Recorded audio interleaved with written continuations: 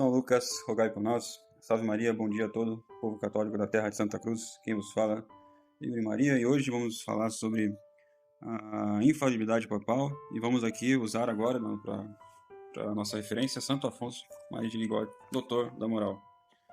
E já usamos, né, São Roberto Bellarmino, e vamos agora usar também Santo Afonso, ele falando a doutrina a respeito de um Papa herege. E também vamos falar aqui que ele ensina a infalibilidade papal. Esse livro que eu vou usar aqui é o Teologia Moral, tomo 1, Regra dos Atos Humanos. Eu peguei aqui um do CDB, na página lá, na página 199. Então nós vamos ler o que ele fala. Eu não vou ler tudo, porque é muita coisa. O Santo Afonso ele realmente esgota o assunto para realmente deixar qualquer um que fala que a gente pode desobedecer um Papa legítimo, né, naquela situação assim, eu estou errado realmente. Realmente eu tenho que virar católico. E é o que todo mundo, esse povo da fraternidade vai esconder de você. Então eles não ouvem São Roberto Bellarmino e agora não ouvem Santo Afonso. Dois doutores. E inclusive Santo Afonso vai citar aqui Santo Tomás de Aquino, entre muitos outros, muito outros. Ele vai fazer principalmente uma glosa aqui a respeito, né, um parágrafo que nota do autor aqui a respeito do galicanismo, que ele fala que é uma das piores de todas, assim. E vamos continuando aqui o nosso comentário. E também esse comentário aqui também serve de uma resposta e um comentário ao debate que a gente assistiu aí do Frei Tiago com o Alberto Zucchi da Montfort. Que debate que foi esse? O senhor da Montfort não sabe o que é uma heresia formal e outra material, não sabe o que é uma herege formal, uma herege material, não sabe o que é doutrina extraordinária, ordinária, Papa, magistério ordinário, extraordinário. Ele não sabe ler as encíclicas principais que a gente usa. O Frei Tiago, você já leu essa encíclica? Não. Já leu essa? Não. Então, o que você quer conversar? Quer vir para um debate? Por que você quer vir para o debate e não leu as principais encíclicas católicas a respeito do Papa? Difícil. Mas é difícil, né? O galicanismo é difícil. Então, vamos supor, a gente vai supondo aqui que tudo que o Santo Afonso está falando é a respeito de um Papa legítimo. Então, como eles dizem, nós, advocatistas, não precisamos seguir isso aqui, porque nós sabemos, ele não é Papa. Como vai afirmar depois Santo Afonso o que é o papado? E nós vamos ler também vamos fazer uma defesa aqui com a Pio XII, que o Sr. Zucchi falou que Pio XII fez um ensinamento da ONU numa carta de Natal, ali com o presidente Roosevelt. Então, vamos ler essa carta, o que é essa carta mesmo, para a gente mostrar de vez que esse senhor não pode ser levado a sério de jeito nenhum. Então aqui vamos lá rapidamente, já dizendo o que Santo Afonso diz. Ele vai falando a primeira, a segunda, a terceira opinião a respeito da infalibilidade papal, e a quarta opinião, que é comum e a que subscrevemos, diz que, conquanto o Romano Pontífice, enquanto pessoa particular ou doutor privado, possa errar, como pessoa particular como doutor privado, assim como também é falível em questões de mero fato, que dependem principalmente do testemunho dos homens. Contudo, quando o Papa fala como doutor universal definindo ex cátedra, ou seja, pelo supremo poder de ensinar a Igreja transmitida a Pedro, então dizemos que ele é absolutamente infalível ao encerrar uma controvérsia sobre fé e moral. Sustentam essa opinião Santo Tomás, Dedu Recremata, Gotti, Caetano, Alexandre de Hales, São Boaventura, Santo Agostinho, Nicolau de Lira, São Francisco de Sales, Espondano, Tomasino, Luiz Baio, Duval e outros inúmeros citados por Militante, pelo bispo de Estabia e por Alexandre VIII, e de maneira geral por todos os demais teólogos que atestam o cardeal Gotti, Militante e Troilo. Então ele vai discernindo, ele chega a uma parte, ele cita Santo Roberto Bellarmino, que diz: os católicos ensinam que, por essa metáfora, qual metáfora? Que Cristo disse: apacenta minhas ovelhas, e que Cristo deu as chaves para a igreja, por essa metáfora, que o Cristo confiou a Pedro o governo de toda a igreja, especialmente no que concerne à fé. É próprio da pedra fundamental reger e sustentar todo edifício. E São Cirilo de Alexandria diz: segundo essa promessa, que as portas do inferno não prevalecerão, a Igreja Apostólica de Pedro permanece imaculada de toda sedução, imaculada, pura. Se, portanto, tal edifício é a Igreja, contra a qual o inferno não pode prevalecer, para que ela não possa ruir, é necessário que sua base e seu fundamento também não possam ser destruídos, para que não caia a casa uma vez destruído o fundamento. Por isso, Orígenes disse que neste lugar, se o inferno prevalecesse contra a pedra sobre a qual a igreja foi fundada, também prevaleceria contra a igreja. E aí vai falando, Santo Afonso cita o Concílio de Calcedônia, que diz, como refere Santo Tomás, que se aceite tudo que foi por ele, o Papa, definido, como pelo vigário do trono apostólico. Então aqui é uma ordem do concílio. de Calcedônia. E aí diz aí, vai citar o Concílio de Leão também, a Santa Igreja Romana obteve sobre toda a Igreja Católica o sumo principado, que foi recebido do próprio Senhor, na palavra de Pedro, cujo sucessor é o Romano Pontífice. Assim, se surgirem questões de fé, devem ser definidas por seu juízo, e no Concílio de Florença definimos que o Romano Pontífice tem o primado sobre a terra inteira, que é o sucessor de São Pedro, cabeça de toda a Igreja, pai e doutor de todos os cristãos, e a ele, na pessoa de Pedro, lhe foi transmitido por nosso Senhor Jesus Cristo pleno poder de apacentar, reger, governar a Igreja Universal, como está contido nas atas e nos sagrados cânones do Concílio Ecumênico. Portanto, se é certo que o Papa é doutor de toda a Igreja, deve-se ter-se por certo que ele é infalível, para que a Igreja nunca se engane em seu magistério. Santo Tomás. Veja que, não, Santo Agostinho. Pela resposta do Papa encerrou-se a causa dos pelagianos. Agora Santo Tomás.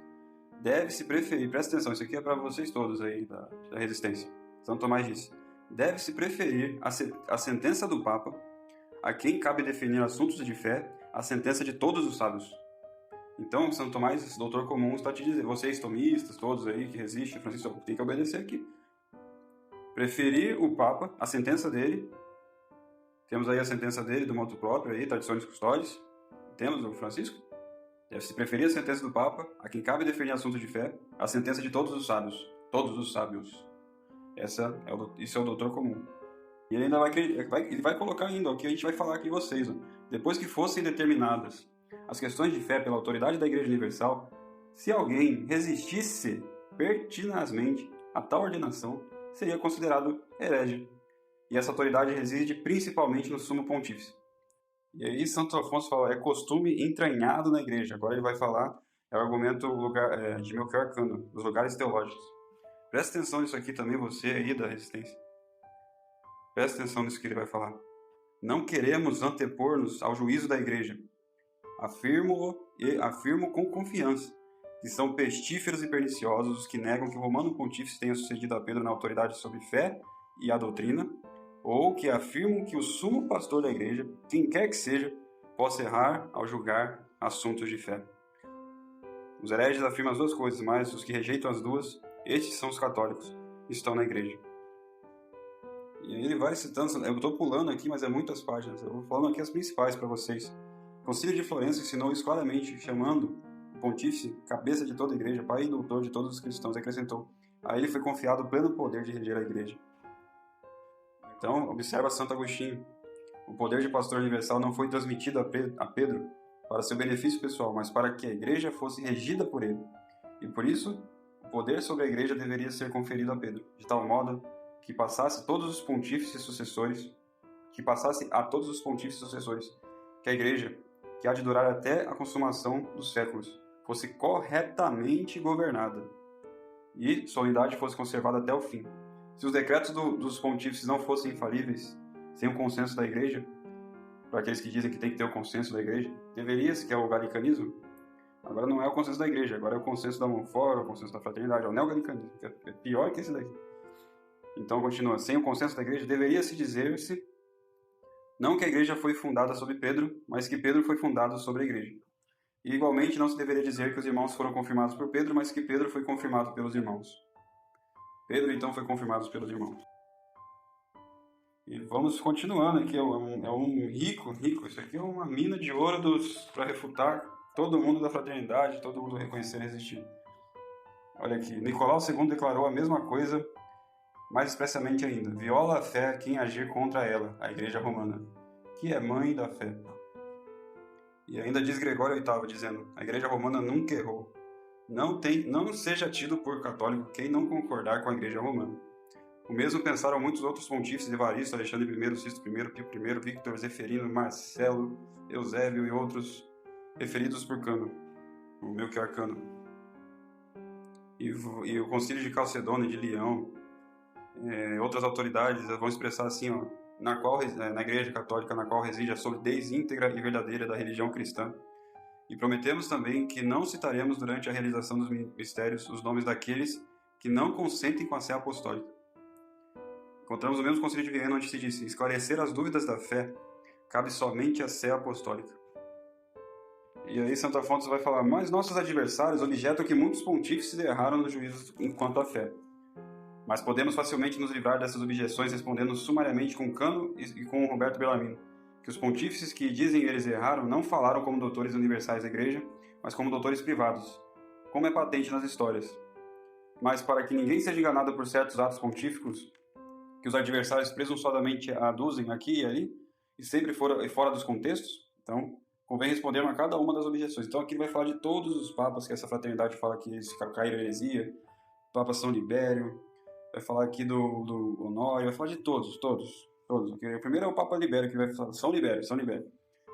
Dizem que o Papa Libério não hesitou em subscrever a heresia ariana. Então aqui o Santo Afonso vai refutar o que hoje está sendo falado pela fraternidade. Eu vou deixar para vocês pesquisarem depois, leia aí esse livro, é uma maravilha. A gente vai fazer nos próximos vídeos defesa do papado, principalmente São Libério, São Honório. Vamos defender esses papas aí. É o que a gente deve fazer e é reafirmar que nunca houve papa hereges até o Concílio Vaticano II. Como esses reconhecedores tentam de qualquer jeito falar que cometeram heresia desses papas antigos. Portanto, pode-se ter esses papas aí e a posição deles é legítima. Então é isso, que esse livro aqui ele vai falando só da infalibilidade papal. Se você for pegar aqui, você vai ver o quão longe da fé está esse povo. Ainda mais falando mal de um santo, São Libério. Que coisa. E agora aqui no 2, a gente vai, como a gente viu que São Roberto Bellarmino é uma das bases do sede-vacantismo, a gente vai colocar aqui Santo Afonso também, uma das bases do sede-vacantismo, aqui na página 217, da autoridade do pontífice acima do concílio. Então aqui ele vai fazer algumas breves notas. Antepomos algumas notas prévias. Primeiro, o Papa que está acima dos concílios não é o Papa dúbio, em tempos de cisma, uma vez que se duvide com probabilidade da legitimidade da sua eleição. Neste caso, todos devem submeter-se ao concílio, como definiu o Concílio de Constança. Pois então, o Concílio Geral recebe o supremo poder imediatamente de Cristo, como no tempo de sede vacante, como bem adverte Santo Antonino. Então aqui temos Santo Afonso, favorecendo a tese do sede-vacantismo absoluto e não a tese de Cassitiaco. E falando também de sede-vacantismo.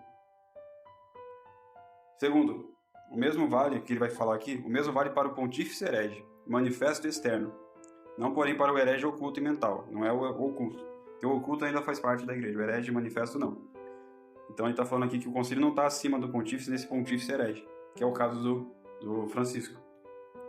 Embora outros digam que, com mais razão, que neste caso o Papa não pode ser privado de sua autoridade por um concílio, como que por um superior, senão que é deposto imediatamente por Cristo, supondo-se necessariamente a condição de deposição. Então aqui ele está citando São Roberto Bellarmino, está aderindo à posição de São Roberto Bellarmino a respeito de um Papa que fala de heresias. Então isso aqui que é o que ensina a Santa Igreja Católica quando o Papa é um herege. Então é isso. O que é um sumo pontífice? Como diz São Bernardo,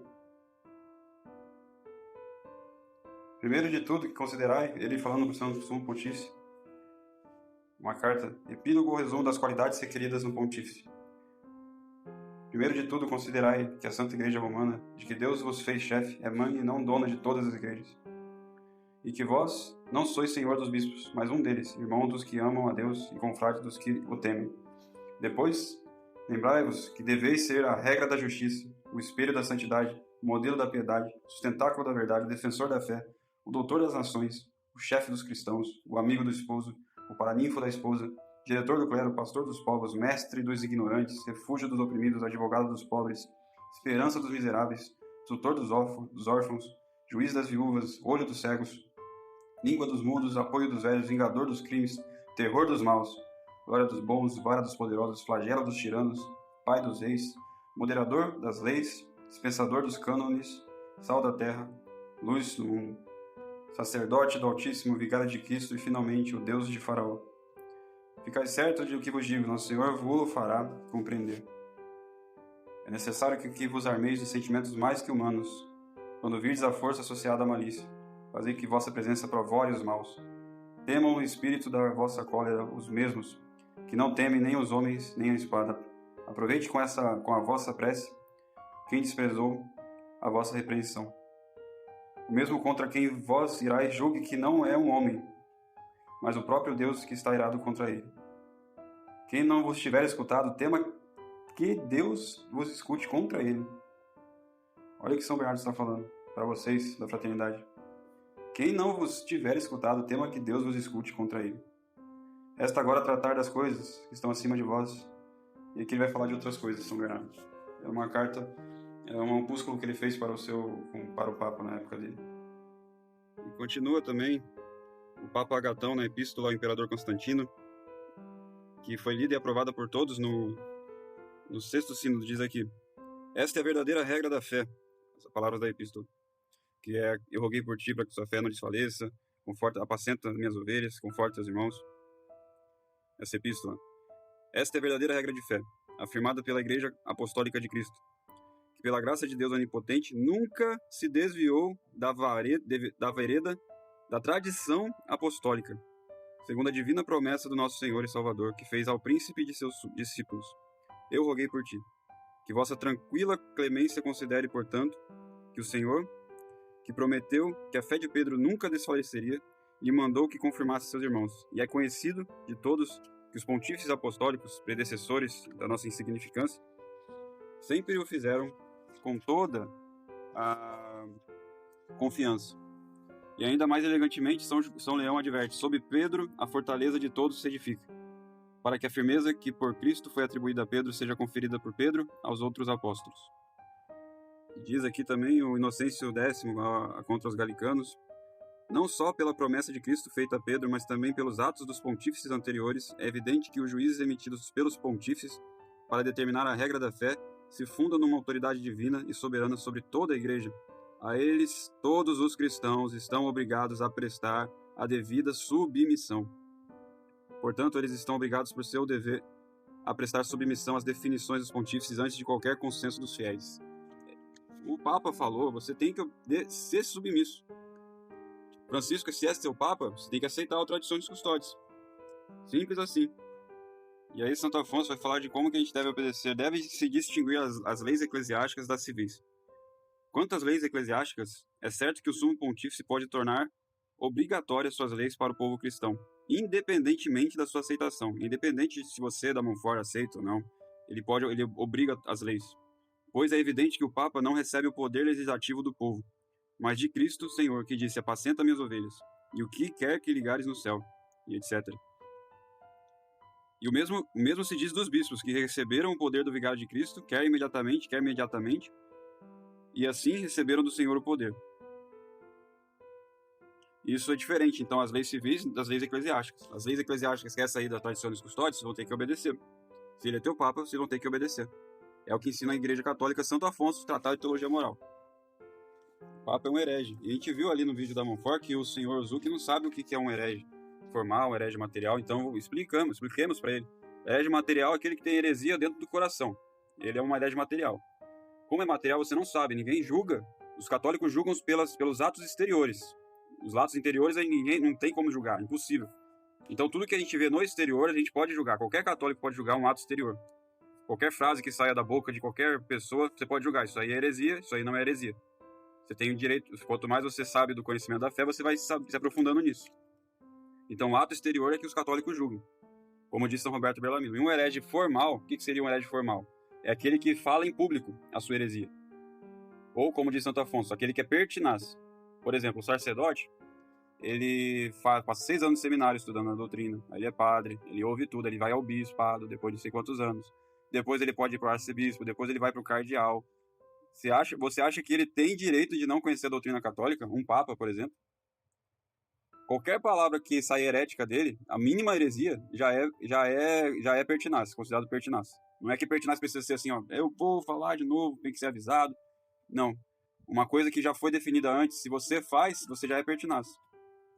É o que ensina Santo Afonso no tratado também sobre o que é o herege formal. Então, a gente está falando aqui de heresias formais, porque todos esses pós-concílios sabiam que o modernismo já estava condenado, era a síntese de todas as heresias, como diz São Pio X. São hereges formais.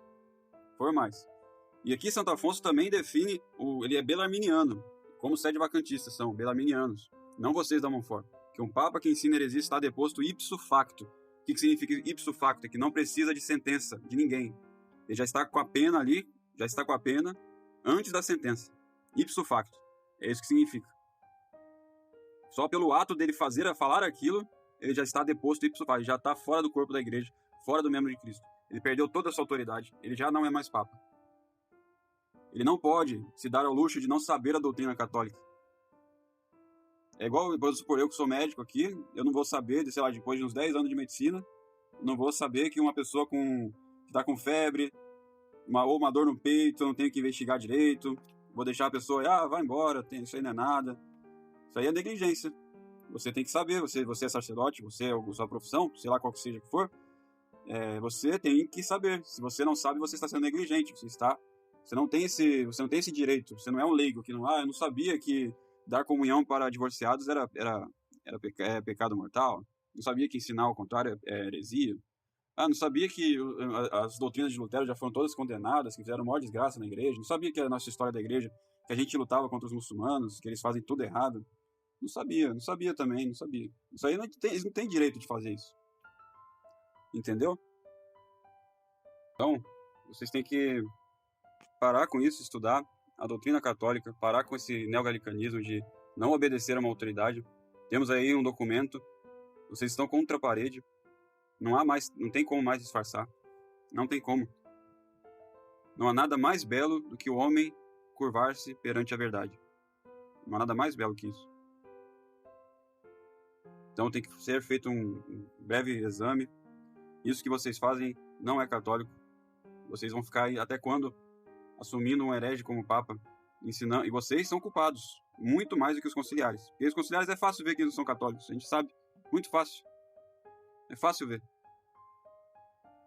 Vocês enganam.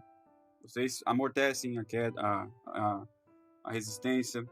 Vocês não lutam como se deveria lutar contra heresias. Imagina no tempo dos arianos, se o povo católico falava, não, eles são ainda católicos, vamos respeitar as autoridades deles, vamos ficar aqui convivendo na nossa, na pacífica. Então. Imagina, é isso que vocês estão fazendo. É isso que vocês estão fazendo. São hereges. Vocês precisam acordar, estudar o que verdadeiramente, isso aí é a coisa mais importante que vocês têm que estudar sobre a doutrina católica. Pega os documentos do Francisco, de todos, vê se lá, confira, faz igual eu, confira. Heresia, tem livros aí, a beça também, se você não tiver tempo, você pode ler todos os livros. Confira, ouça, confira, veja lá. A maçonaria invadiu o Vaticano, dominou tudo, está ali. É isso que vocês têm que acordar. A infiltração vocês têm que estudar também. E parar de ficar nesse estado de pedra, parado no tempo, e vendo todas essas desgraças acontecerem, porque almas estão indo para o inferno. Muitas almas. Por negligência de pessoas como vocês, ditos tradicionais, que não fazem por onde. É muito fácil. Hoje a gente tem livros, tem internet, tem tudo. É muito mais fácil a gente fazer isso. Vocês têm muito mais responsabilidade. Porque se Deus deu o conhecimento para vocês sobre essas coisas, vocês têm o dever, a obrigação maior, sobre maior culpa, se vocês não fizerem isso. Vocês têm mais culpa que qualquer outra pessoa. E no final da vida vocês serão julgados, como todo mundo será julgado. Toda autoridade será julgada. A quem muito foi dado, muito será cobrado. E agora também vamos fazer antes aqui uma defesa do Pio XII, que o Sr. Zucchi disse que ele estava adoçando a ONU e querendo a favor da nova ordem mundial, só porque ele falou numa rádio mensagem, ele falou um discurso todo católico, aí no final ele mandou ler a carta do presidente Roosevelt, que ele mandou ler. Então o Sr. Roberto Zucchi não sabe que a infalibilidade não é transmissível, ele não transmite a infalibilidade. Essa carta do Roosevelt está toda errada. Mas ali você vê tudo que ele vai falar. Tudo que ele fala antes é tudo católico, tudo bonito. A gente vê que ele tem um papa mesmo. Inclusive, Sr. Roberto Zucchi, olha uma frase que ele fala aqui. O nosso dever, que é também nossa vontade íntima e sagrada, de Pai e de Mestre da verdade, impele-nos a preservar a Igreja e sua missão entre os homens de todo contato com este espírito anticristão. E por isso dirigimos uma calorosa e insistente exortação, sobretudo aos ministros do santuário, aos administradores dos ministérios de Deus, a fim de que sejam sempre atentos e exemplares no ensino e na prática do amor. E nunca esqueçam que não há, no reino de Cristo, preceito mais inviolável, nem mais fundamental e sagrado que o serviço da verdade e o vínculo do amor. Isso aqui é uma das frases que ele falou que eu achei muito bonita nessa declaração aí, que eu acho que deveriam ser escritas. E ali, quando você vai ler realmente a carta de Roosevelt parece o Paulo VI falando, né? Parece que o Roosevelt entrou na mente do Paulo VI para escrever aquele concílio ecumênico todo. E todos esses papas conciliares que vem por aí. Tá tudo ali na carta do Roosevelt. E não foi isso que aconteceu. Isso aí não é um documento infalível. Ele só pediu para ler. O Sr. Zuck é muito ou malicioso ou realmente... eu acho que ele não sabe da doutrina. Não sabe nem o que é um herege formal, um herege material. Se confunde todo. Não sabe as encíclicas. E Tiago falava, você já leu tal encíclica? Não. Você já leu essa encíclica? Não. E o que você quer fazer aqui, debater aqui? Você não leu nenhuma encíclica. Nenhuma. E que são os principais que falam do papado. Impressionante. E querem debater, não? Que vergonha. Eu fiquei com vergonha por esse homem. Temos que orar por ele, né? Porque agora já vi que ele tem muito mais orgulho no coração, um coração duro, do que realmente uma pessoa assim honesta, que quer ver as ideias e ter uma mente para ver como é que é a doutrina certinho, falar, não sei, é verdade isso, vou pesquisar, ou coisas desse sentido. Enfim, o que foi esse debate? E vamos seguindo depois os próximos comentários. A gente tem que defender o nosso Papa São Libério, Honório, entre outros, que são por aí ventilados como papas hereges ou papas que erraram em doutrina, e por isso, principalmente pela fraternidade. E é o livro que o Sr. Zuck, entre outros grupos aí brasileiros, eles pegam aquele Catecismo da Igreja, aquele Catecismo da Crise da Igreja. Aquele livro está cheio de erros, cheio de erros, cheio de mentiras. E para sustentar essa ideia errada de reconhecer e resistir, essa ideia neogalicana, que eu repito que é a pior das heresias, pior que o conciliarismo, pior que os conciliares, porque se não fosse por ela, já teria resolvido essa questão. Mas é graças a ela que vai se tendo hereges no pontificado, vai se destruindo, mais almas vão para o inferno. E vocês que sabem da doutrina, vocês que estudam as coisas tradicionais, vocês são culpados. Muito mais do que pessoas que não sabem. Muito mais. Isso é uma coisa para vocês pensarem. Se vocês têm acesso às coisas antigas, com pré-concílio, então vai lá ver se vocês podem fazer isso que vocês estão fazendo aí. Eu estou pegando aqui a Teologia Moral do Doutor Santo Afonso Maria de Ligório. Pega ali, vai lá ler se vocês estão fazendo a doutrina católica, se é isso que vocês fazem em católico. De achar que tem um Papa legítimo ali e ir contra o documento que ele promulga em fé e moral. Unânime, ordeno que seja feito assim, eu ordeno. A missa tridentina vai acabar, vocês vão ter que engolir.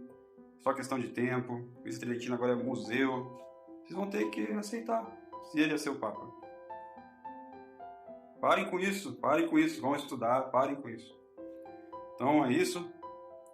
Eu fico aqui, salve Maria, bom dia a todos. Que Deus ilumine todo o coração de vocês com a verdade. Vamos aqui vou tentando fazer o máximo que eu posso. Eu convido todos aqui a comprar esse livro também, do Centro do Bosco. O Centro do Bosco está publicando livros muito bons. E o Santo Afonso, principalmente, é um dos melhores aqui. Além de São Roberto Bellarmino. A gente adora São Roberto Bellarmino. Se eles publicarem sempre São Roberto Bellarmino, a gente vai ficando cada vez mais católico, com certeza. Salve Maria, bom dia. São José, rogai por nós. Amém.